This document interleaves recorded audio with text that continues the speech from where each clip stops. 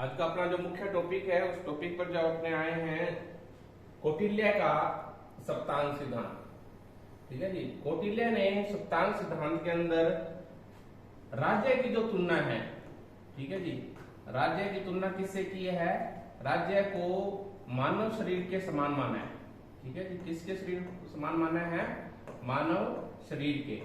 उनका यह मानना है कि जो है वो जिस तरीके से शरीर जो है, मानव का जो शरीर है वो विभिन्न अंगों से मिलके बना है, ठीक है, विभिन्न अंगों से जो है वो मिलके बना है, उसी तरीके से जो है वो राज्य के भी विभिन्न अंग जो है वो होते हैं। अब वो अंग कौन से होते हैं? ठीक है, तो कौटिल्य ने जो है वो राज्य के जो है वो मुख्य जो है वो 7 अंग बताए हैं। कितने अंग बताए हैं? मुख्य 7 अंग बताए हैं। ठीक है जी। कौटिल्य ने राज्य के कितने अंग बताए हैं? मुख्य 7 अंग बताए हैं। कौटिल्य ने जो है वो राज्य की तुलना किससे की है? तो कौटिल्य ने राज्य की तुलना मानव शरीर किससे की है? मानव शरीर के विभिन्न अंगों की तरह राज्य के भी विभिन्न अंग जो है उससे माने हैं। अब उसमें से जो है वो 7 अंग कौन कौन से हैं, तो अपने पहले इसको देखना है, क्योंकि इसके ऊपर जो है वो अमूमन कंपटीशन लेवल पर जो है वो क्वेश्चन आता है, जिसमें वो जो है वो ऑप्शन दे देता है कि निम्न में से जो है वो कौटिल्य के जो है वो अंग कौन से, कौटिल्य ने राज्य के कौन से अंग बताए हैं, या निम्न में से कौन सा अंग जो है वो सप्तांग का कौटिल्य में नहीं बताया है। तो वो अपने को उसमें से जो है वो देखना पड़ता है, सिलेक्ट करना होता है। तो अपने को सबसे पहले ये बात, ये जानकारी होनी जरूरी है कि कौटिल्य ने 7 अंग कौन कौन से बताए हैं। तो कौटिल्य ने जो 7 अंग बताए हैं उसमें जो वो सबसे पहला अंग जो उसने बताया है वो बताया है स्वामी। स्वामी मतलब राजा। ये उसने जो है वो मुख्य अंग, राज्य का मुख्य अंग जो है वो इसको जो है वो माना है। फिर जो दूसरा जो उसने जो वो अंग बताया है वो बताया उसने अमात्य। ठीक है जी। पहला कौन सा है? स्वामी। दूसरा कौन सा है? अमात्य। और तीसरा जो उसने मुख्य अंग जो है वो बताया है वो कौन सा है? वो है जनपद। ठीक है जी। तीसरा मुख्य अंग कौन सा बताया है? जनपद। और जो चौथा अंग है वो उसने बताया है दुर्ग। ठीक है जी। चौथा कौन सा है? दुर्ग। और पांचवा जो अंग उसने बताया है वो बताया उसने दंड अथवा सेना। ठीक है। और छठा जो अंग उसने बताया है वो उसने माना है मित्र। और 7वां जो अंग है वो है कोश। ठीक है जी। तो ये 7 अंग उसने जो वो माने हैं। इन 7 अंगों के को मिला के एक राज्य जो है वो बनता है। मतलब कि राज्य के ये 7 महत्वपूर्ण अंग हैं। कौन कौन से? स्वामी, अमात्य, जनपद, दुर्ग और दंड अथवा सेना, आगे मित्र और फिर कोश। ये जो है वो 7 अंग जो है वो उन्होंने बताए हैं।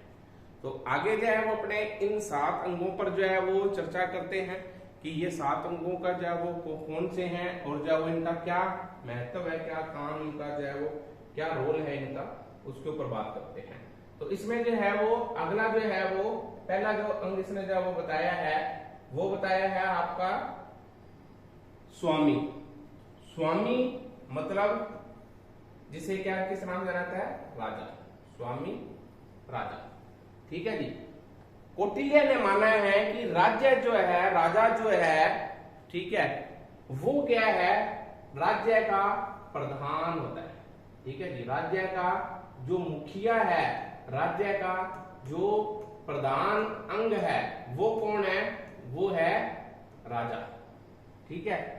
और इस राजा के इर्द गिर्द, इस राजा के इर्द गिर्द जो है वो पूरा जो शासन है वो घूमता है। मतलब कि राज्य क्या है? राजा क्या है?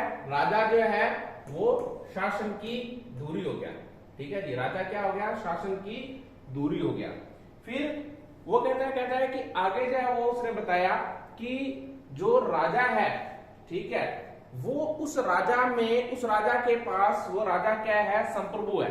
उस राजा के पास संप्रभु पावर जो है वो उस राजा के पास में है। संप्रभु है मतलब कि उसके पास संप्रभुता पावर है, संप्रभुता की पावर है। इसका मतलब क्या है? इसका मतलब ये है कि वो राज्य के डिसीजन, ठीक है, राजा के ऊपर कोई नियंत्रण नहीं है, ठीक है, राजा सर्वोच्च है, राजा जो है वो अपना निर्णय जो है वो स्वयं करेगा, उसके ऊपर जो है वो कोई नियंत्रण नहीं है। क्योंकि संप्रभुता के अंदर आपको पता है संप्रभुता जो पावर है, संप्रभु जो पावर है वो क्या करती है? राज्य को आंतरिक और बाहरी दृष्टि से सर्वोच्च जो है वो बनाती है। तो इस तरीके से जो राजा है कौटिल्य ने उस राजा को संप्रभु राजा माना है। संप्रभु राजा, संप्रभु राजा का मतलब है कि आदमी राजा जो है वो क्या है? आंतरिक और बाहरी दृष्टि से सर्वोच्च है, वो अपना निर्णय स्वयं जो है वो ले सकता है, उसके ऊपर किसी प्रकार का कोई प्रतिबंध नहीं है। फिर दूसरा आगे बात करें तो राजा को उसने बताया राजा दंड का प्रतीक है, ठीक है जी। राजा क्या है? दंड का प्रतीक है, क्योंकि राजा जो है वो न्याय का क्या है? अंतिम न्यायालय है। तो राजा जो है के पास पावर है, तो पावर है तो वो दंड का प्रतीक है, वो उसके पास सेना है, उसके पास जो है वो एडमिनिस्ट्रेशन है, कि सारी जो पावर है वो राजा के पास में है। इसीलिए इसके साथ साथ उसने जो है वो राजा के अंदर जो है वो जुडिशियल पावर भी राजा को दे दी। कौटिल्य ने क्या किया? कौटिल्य ने न्यायालय की पावर जो थी, जुडिशियल जो पावर थी, वो भी जो है वो राजा को दे दी। और इसीलिए उसने बता दिया कि जो न्याय का अंतिम न्यायालय जो है वो कौन है? वो राजा है। फिर राजा जो है वो के अंदर उसने बताया कि राजा के अंदर क्या होना चाहिए? गुण होने चाहिए, क्वालिटी जो है वो राजा के अंदर जो है वो होनी चाहिए। अब उसने कौन कौन से गुण जो है वो राजा के अंदर बताए, तो उसने कहा कि राजा सर्व गुण संपन्न होना चाहिए। राजा कैसा होना चाहिए? सर्व गुण संपन्न होना चाहिए। उसके अंदर कौन कौन से गुण होने चाहिए? तो उन्होंने बताया कि उसके अंदर क्या होना चाहिए? विनयशील होना चाहिए। राजा क्या होना चाहिए? विनयशील होना चाहिए। उसके स्वभाव में विनम्रता जो है वो होनी चाहिए। फिर वो विवेकशील हो। विवेकशील का मतलब ये है कि वो अपनी बुद्धि से जो है वो डिसीजन लेने वाला जो है वो होना चाहिए। उसके पास एक जो है वो जो क्षमता है बुद्धि की, वो विवेक की, निर्णय लेने की, वो उसके पास में होनी चाहिए। फिर वो शास्त्रों का ज्ञाता हो, उसको जो है वो नॉलेज होनी चाहिए, ज्ञान होना चाहिए, क्योंकि बिना ज्ञान के जो है वो गुण की प्राप्ति नहीं कर सकता, वो गुणवान नहीं हो सकता, ठीक है जी। फिर वो प्रजा पालक होना चाहिए, मतलब प्रजा पालन का मतलब ये है कि वो प्रजा का हितैषी होना चाहिए, प्रजा का हितैषी होना चाहिए। हितैषी का मतलब क्या हो गया? कि वो उसकी फेवर करने वाला हो, ठीक है जी। राजा क्या होना चाहिए? राजा जनता की फेवर का हो, राजा जनता के विकास के लिए, जनता के वेलफेयर के लिए, पब्लिक वेलफेयर के लिए काम करने वाला होना चाहिए। फिर आगे आता है कि राजा जो है उसको जो है वो शत्रु और मित्र का ज्ञान होना चाहिए, उसके अंदर ये क्वालिटी होनी चाहिए कि उसको जो है वो शत्रु और मित्र की पहचान हो, ठीक है जी। कौन शत्रु है, कौन मित्र है, ठीक है। फिर ये जो कहता है कि ये गुण जो है कौटिल्य ने माने कि ये गुण जो है वो राजा के अंदर होने चाहिए। आगे अपने बात करें, वो कहता है कि राजा का व्यक्तिगत जो आचरण है, जो उसका व्यवहार है, ठीक है जी, वो क्या होना चाहिए? वो उच्च कोटि का, वो श्रेष्ठ जो है वो होना चाहिए, वो संयमी होना चाहिए, उसका जो जीवन है वो क्या होना चाहिए? संयमित होना चाहिए, ठीक है। मतलब राजा ऐसा नहीं हो जो इसमें दुर्व्यसन हो, राजा ऐसा नहीं हो जिसमें जो है वो क्या हो? विलासता हो, ठीक है। वो विलास प्रिय नहीं होना चाहिए राजा, राजा दुर्व्यसनी नहीं होना चाहिए, बल्कि राजा कैसा होना चाहिए? राजा संयमी होना चाहिए, उसके अंदर संयम हो, ठीक है। और सबसे बड़ी बात जो है वो क्या है? वो है चरित्रवान, चरित्रवान होना चाहिए। चरित्रवान का मतलब है उसका चारित्रिक रूप जो है, चरित्र जो है वो उच्च हो, ठीक है। लोग उसकी जो है वो चरित्र पर जो है वो उंगली ना उठा सके, मतलब कि जो है वो कैरेक्टरलेस नहीं हो राजा, ठीक है। यदि वो कहता है ये चीजें क्या है? ये चीजें उसने बताया कि ये चीजें सारी क्या होती हैं? व्यक्ति की कमजोरी होती हैं। जो व्यक्ति की गुणवत्ता को जो है वो कम कर देती हैं। ये व्यक्ति की गुणवत्ता को, उसकी जो क्वालिटी है उस क्वालिटी को ये चीजें जो है वो खत्म कर देती हैं। तो इसलिए जो उसने बताया कि उसका व्यक्तिगत आचरण वो श्रेष्ठ हो, वो संयमी हो, चरित्रवान हो। ये सारी क्वालिटी किसके लिए चाहिए? ये सारी क्वालिटी इसके लिए चाहिए क्योंकि कौटिल्य ने जो है वो राजा जो है वो क्या है होना चाहिए? वो आदर्श होना चाहिए। आदर्श राजा की बात उसने जो है वो कही है। आदर्श राजा के लिए उसने ये क्वालिटीज जो है वो बताई हैं, क्योंकि जो है वो अगर उसके अंदर ये क्वालिटीज नहीं होंगी तो क्या होगा? तो उसका जो व्यक्तित्व है, जो उसका जो है, जो उसकी पावर है, वो क्या होगी? वो नेगेटिव इफेक्ट वाली होगी। ठीक है जी, उसकी पावर जो है वो धीरे धीरे करते कम हो जाएगी और उस राजा का जल्दी ही पतन जो है वो हो जाएगा। ठीक है जी। फिर वो कहता है कि इसके लिए साथ साथ राजा को क्या होना चाहिए? राजा को शूरवीर होना चाहिए। राजा को शूरवीर हो, राजा साहसी हो, पराक्रमी हो। वो उसका पराक्रम का जो परचम है वो दूर दूर तक जो है वो होना चाहिए। इससे दो फायदे हैं। क्या दो फायदे हैं? पहला फायदा है उसका जो साम्राज्य विस्तार है वो बढ़ेगा। ठीक है, उसका साम्राज्य विस्तार बढ़ेगा।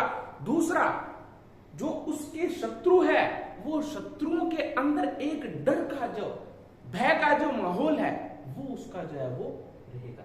मतलब कि राजा कैसा होना चाहिए?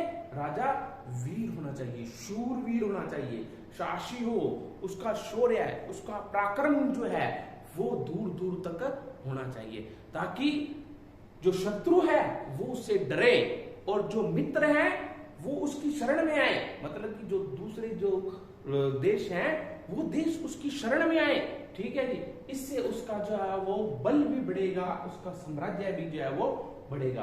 तो इस प्रकार कौटिल्य ने जो है वो सप्तांग सिद्धांत में जो पहला अंग जो माना, जो मुख्य अंग माना, जिसको शासन की धुरी उसने बताया, जिसको उसका सेंटर पॉइंट, शासन का सेंटर पॉइंट जो है वो जिसको माना उसने, जिसको केंद्र जो है वो माना, जिसके इर्द गिर्द पूरा शासन जो है वो घूमता है, वो कौन है? स्वामी। और स्वामी को उसने जो है वो संप्रभु माना, स्वामी को उसने दंड का प्रतीक माना, स्वामी के अंदर उसने अंतिम न्यायालय जो है वो स्वामी को माना। और स्वामी की जो क्वालिटीज हैं, ठीक है, शूरवीरता है, पराक्रम है, विनयशीलता है, विवेकशीलता है, ये सारी क्वालिटी जो है वो उसने उसकी जो है वो बताई। तो ये जो है वो आपका पहला अंग था। अब अपने बात करते हैं इसके जो है वो कौटिल्य ने जो दूसरे अंग को जो है वो बताया है। तो कौटिल्य ने जो है वो सप्तांग सिद्धांत के अंदर जो दूसरा जो अंग बताया है, ठीक है, राज्य का, वो कौन सा है? वो दूसरा अंग जो है वो है अमात्य। ठीक है जी। कौन सा? अमात्य। अब अमात्य जो है, ठीक है, अमात्य मीन्स मंत्री, ठीक है, मिनिस्टर। ठीक है। तो उसने बताया कि ये जो राज्य के राजा के क्या होते हैं? ये स्वामी के, राजा के सहयोगी होते हैं। ठीक है। ये राजा के क्या होते हैं? सहयोगी होते हैं। ये उसको जो है वो उसके शासन के कार्यों में, संचालन में सहयोग करते हैं, परामर्श जो है वो देते हैं और उस तरीके से वो जो है वो राजा को उसके शासन में, ठीक है, राजा को, किसको सहयोगी है? किसके सहयोगी हैं? राजा के सहयोगी हैं। और किस में सहयोग करते हैं? शासन के संचालन में। ठीक है, किसमें सहयोग करते हैं? शासन के संचालन में सहयोग जो है वो करते हैं। शासन के संचालन में जो है वो उसको कोऑपरेट जो है वो करते हैं, उसको सहयोग जो है वो करते हैं। अभी जो है वो उसने बताया कि जो राज्य का वास्तविक जो संचालन है, ठीक है जी, जो राज्य का संचालन का जो वास्तविक रूप से जो संचालन कर रहा है, जो अंग संचालित करता है राज्य को, शासन को, वो कौन है? वो है अमात्य, मंत्री। ठीक है। अब उसने बताया राजा की तरह ही, क्योंकि राजा की जो इमेज है, ठीक है जी, वो कहता है कि उसी के जो है वो बराबर उसने जो है वो तवज्जो दिया, उसने जो है वो फोकस किया कि जो मिनिस्टर्स हैं, जो अमात्याज हैं, जो मंत्री हैं, ठीक है जी, एक की नाम इनकी भी क्या होना चाहिए, ये भी योग्य होने चाहिए, ये भी गुणवान होने चाहिए, ठीक है जी। इनके पास नॉलेज होना चाहिए, इनके पास ज्ञान होना चाहिए, इनके पास बुद्धि विवेक जो है वो इनके पास में जो है वो होना चाहिए। और सबसे बड़ी बात ये क्या है, ये योग्य होने चाहिए, मतलब कि जो काम उनको दिया जा रहा है, जिस मंत्री को जिस पद जो है वो जो उसको दिया जा रहा है, जो पोस्ट उसको दी जा रही है, वो उस पद के प्रति जो है वो क्या हो, योग्य हो और निष्ठावान हो। उनकी निष्ठा किसमें होनी चाहिए, राज्य में होनी चाहिए, राजा में उनकी जो है वो निष्ठा होनी चाहिए, ठीक है जी। उन्हीं को जो है वो अमात्य के पद पर जो है वो स्थापित जो है वो किया जाना चाहिए, क्योंकि राजा के प्रति निष्ठा होनी जरूरी है। यदि राजा के प्रति निष्ठा नहीं है उनकी, तो वो लोग क्या करेंगे, वो लोग जो है वो अवैधानिक काम जो है वो राजा के विपरीत, राज्य के विपरीत जो कार्य है वो जो है वो करने लगेंगे। इसलिए उसने बताया कि राजा को जो है वो राजकीय कार्य जो राजा करता है, उस महत्वपूर्ण राजकीय कार्यों में जो है वो राजा को अमात्यों से परामर्श जो है वो करना अनिवार्य है। मतलब कि एक तरीके का जो है वो डायरेक्शन जो है वो कौटिल्य ने राजा को दे दिया कि राजा जो भी काम करे उस काम के लिए वो परामर्श किससे करे, वो अपने सहयोगियों से परामर्श करे। और उसके सहयोगी कौन है, उसके सहयोगी उसके अमात्य हैं। अमात्य मीन्स मंत्री मीन्स मिनिस्टर्स, ठीक है जी। फिर ये जो है वो उसने दूसरा अंग जो है वो राज्य का बताया। इसी के साथ अपने अगली बात करते हैं। अगला जो अंग सप्तांग सिद्धांत के अंदर कौटिल्य ने जो है वो विवेचित किया, वो कौन सा था, वो था जनपद, ठीक है जी। जैसा कि इसके नाम से ही जो है वो पता लग रहा है, ठीक है, इसमें दो चीजों से मिलकर जो है वो जनपद जो है वो बना है, ठीक है जी। जिसमें क्या आता है, जिसमें जनता, जन और प्लस भूमि, मतलब एक भूभाग। और उस भूभाग अकेला नहीं, बल्कि वो क्या हो, उसके ऊपर जनता, ठीक है। दोनों को उसने जो है वो राज्य के एक महत्वपूर्ण अंग के रूप में जो है वो माना है। अब इसमें जो है वो उसने जनपद का जो है वो आशय किससे है, ये प्रश्न जो है वो आपसे जो है वो पूछा जाता है प्रतियोगी परीक्षाओं के अंदर भी, कि कौटिल्य ने जनपद को जो है वो किससे संबंधित माना है। तो जनपद को किससे संबंधित माना है, जनता और भूमि से संबंधित माना है। अब उसने बताया कि जनपद की सीमा पर और मध्य में दुर्ग होने चाहिए, ठीक है, ताकि जनपद की जो सुरक्षा है, सिक्योरिटी है, वो जो है वो जनपद की जो है वो हो सके, ठीक है। फिर उसने जनपद की जो भूमि है वो कहता है कि उपजाऊ होनी चाहिए, ठीक है, ताकि वो उसका जो है वो इकोनॉमिकली जो डेवलपमेंट है वो हो पाए और लोगों को पर्याप्त जो वो खाद्यान्न है वो जो है वो मिल पाए।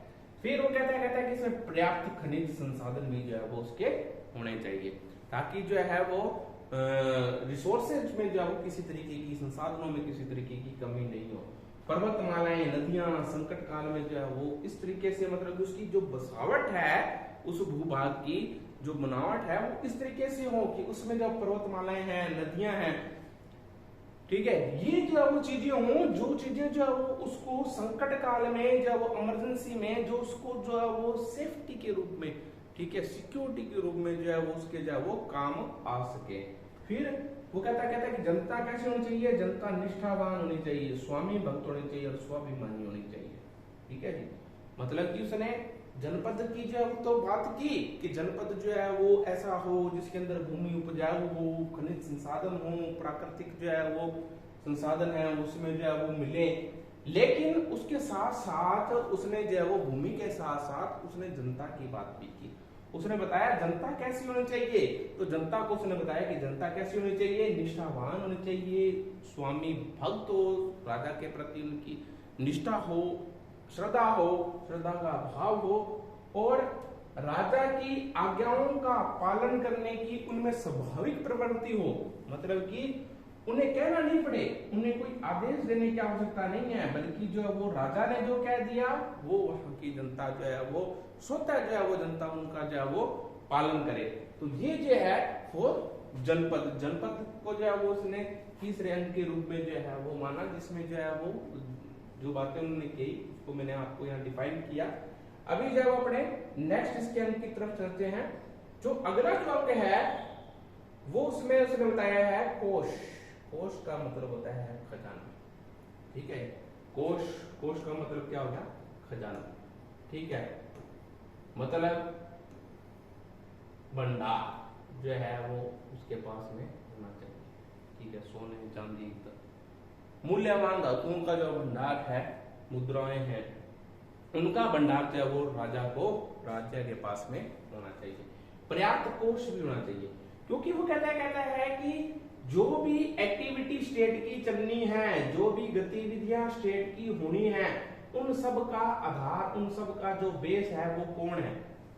पैसा, कोष।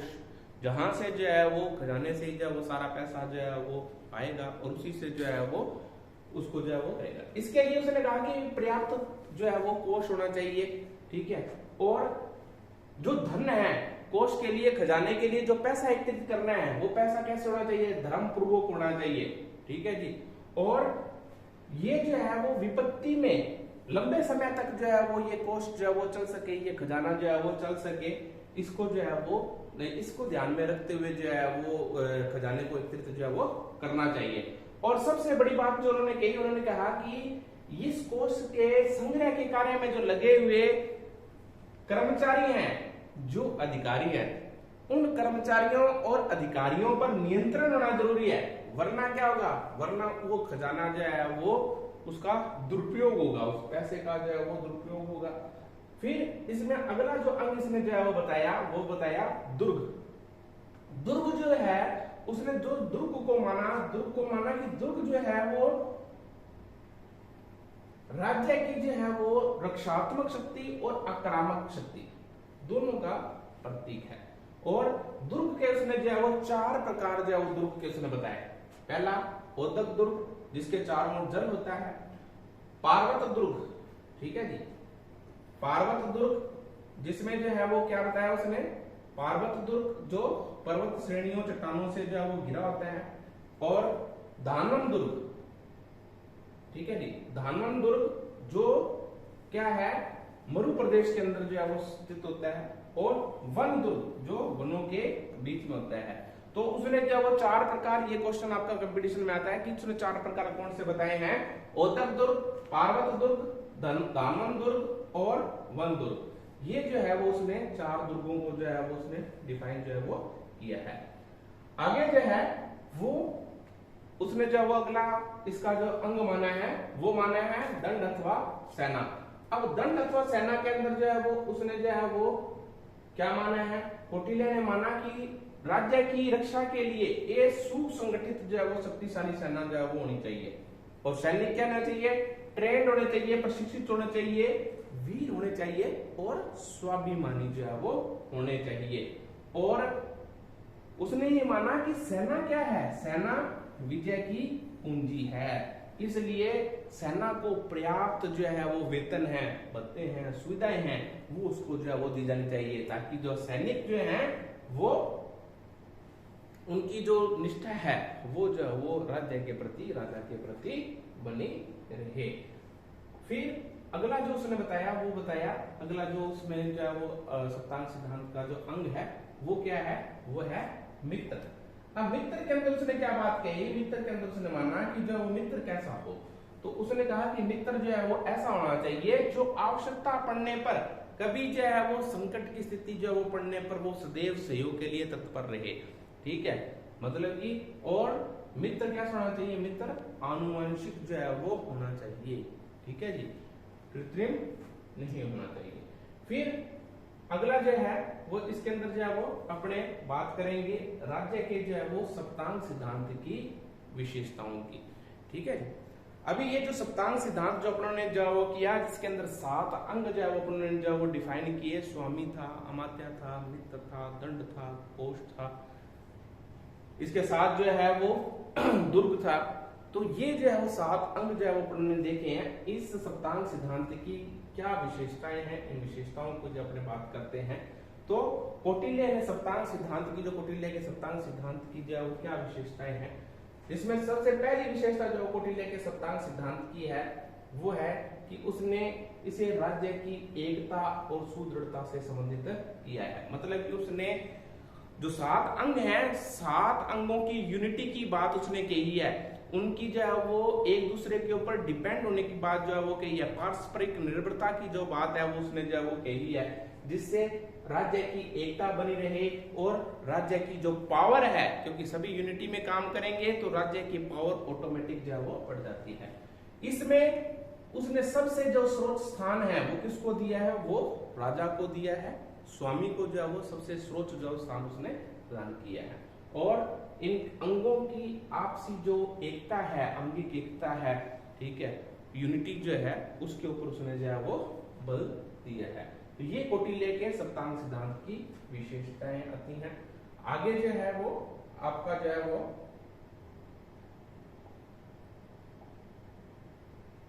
लास्ट आता है कि सप्तांग सिद्धांत की आलोचनाएं, कि कौटिल्य के सप्तांग सिद्धांत की आलोचनाएं, क्या कमियां हैं कौटिल्य के सप्तांग सिद्धांत के अंदर, उसको जो अपने देखते हैं।